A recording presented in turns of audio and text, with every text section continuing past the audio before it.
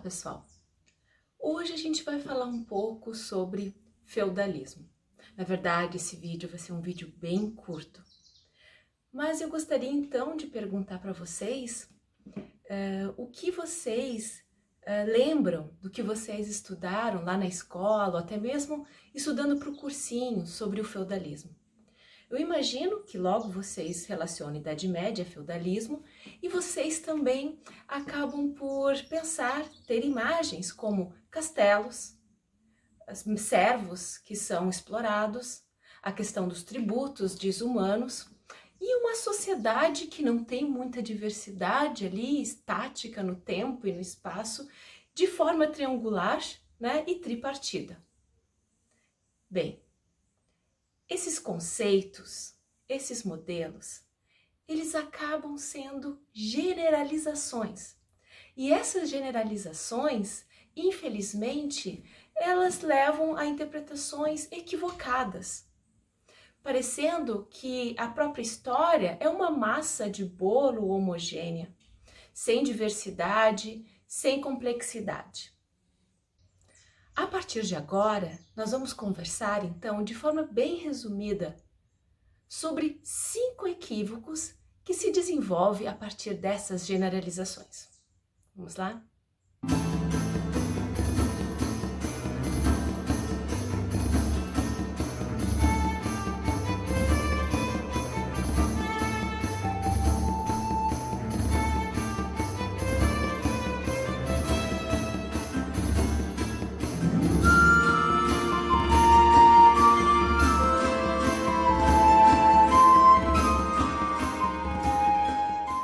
Primeiro equívoco: generalização do espaço europeu. Como já conversamos em outros vídeos, os 3 continentes, Europa, África e Ásia, não estiveram isolados desde que começaram as migrações humanas. Isso é de grande importância para compreender a história de uma região de forma ampliada e por uma perspectiva real de conexões existentes na época. Além disso, mesmo dentro da região que hoje chamamos de Europa, havia e há muitas diferenças em todos os âmbitos. Mesmo o latim e a religião cristã, que são colocados como elementos de uma identidade para esta região, não eram homogêneos e únicos, disputando com as línguas locais e dialetos. No caso do latim, e com o judaísmo, o islã e outras religiosidades dissidentes para o caso do cristianismo. Segundo equívoco: generalização do feudalismo.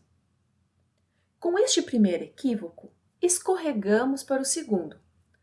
O sistema feudal é um conceito, um modelo explicativo a partir de alguns elementos estruturais comuns em algumas regiões, principalmente no norte da França, mas que possui variações e arranjos específicos para cada local.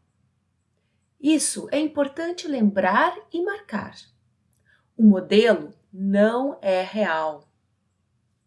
Ele foi construído para simplificar relações muito complexas, o que, infelizmente, ocasionou muitos erros e o comprometimento de interpretações. Mas então, quais seriam estes elementos estruturais comuns na região? Bem, um deles, as relações pessoais e assimétricas de vassalagem e domínio, que regem tanto aspectos sociais como econômicos dessa sociedade. A própria economia, que se vê principalmente agrária, mas com menos relevância nas regiões portuárias, principalmente ao redor do Mediterrâneo, onde o comércio é forte. E a pulverização do poder político em diversos reinos, que também enfrentam disputas internas de poder. Terceiro equívoco: generalização dos castelos como espaços feudais. A palavra feudo não aparece na maioria dos documentos feudais. A palavra latina original, que define Este privilégio é benefício. A palavra feudo tem origem nos dialetos germânicos e remonta à runa feu, que quer dizer gado, e od, bem. Assim, a origem da palavra feudo nem estava relacionada à terra, mas à posse de um bem vital para a subsistência. Ao longo dos 1000 anos medievais na Europa, o feudo poderia ser um castelo com suas terras e camponeses organizados em aldeias, dentro ou fora desses castelos. Mas também poderia ser uma ponte, poderia ser animais, mosteiros, privilégios. Equívoco 4. A sociedade tripartida. Na passagem do século X para o século XI, encontramos principalmente duas fontes na cristandade ocidental latina de dois bispos que falam um pouco como eles percebem o mundo humano e as suas divisões. Vou dar um exemplo para vocês. Tripla é, pois, a casa de Deus, que se crê una. Embaixo, uns rezam, outros combatem, outros ainda trabalham. Os três grupos estão juntos e não suportam ser separados, de forma que sobre a função de um repousam os trabalhos dos outros dois. Todos, por sua vez, entreajudam-se. Demonstrou que, desde a origem, o gênero humano se dividiu em três: as gentes de oração, os agricultores e as gentes de guerra.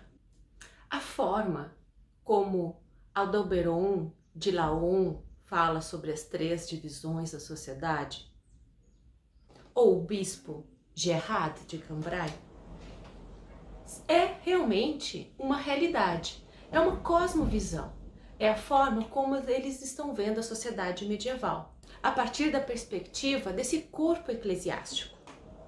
Mas talvez, se outro grupo social fosse descrever a sociedade, o faria de forma diferente.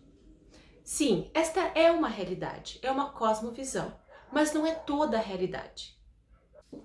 Ela corresponde a uma realidade das ideias, da forma de pensamento de um grupo social.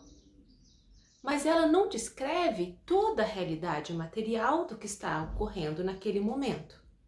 Então, quando intelectuais, estudiosos, até mesmo historiadores, seguem esse princípio, como aparece nos livros didáticos, de uma sociedade tripartida e em forma de triângulo ainda, de uma forma hierárquica, é só uma parte dessa realidade, mas não é toda a realidade. O que nós temos na Idade Medieval são muitos outros grupos, como comerciantes, mercadores, viajantes, piratas, cavaleiros vilões, vassalos camponeses, diplomatas, intelectuais, médicos, professores.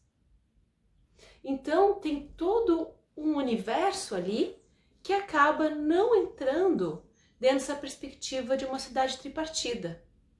E apesar dela falar de uma parte da realidade, que seria a percepção de mundo desses clérigos, ela não dá conta de falar de toda a realidade da sociedade medieval.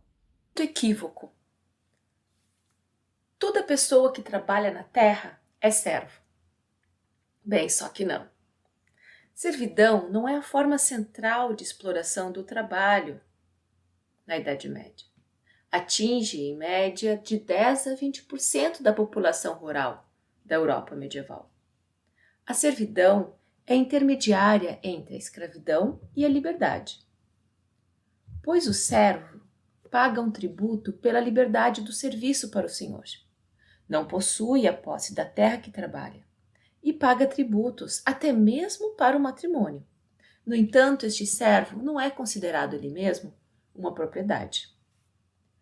A maioria das pessoas que trabalham na terra eram camponeses livres, que se organizavam em aldeias ou vilas.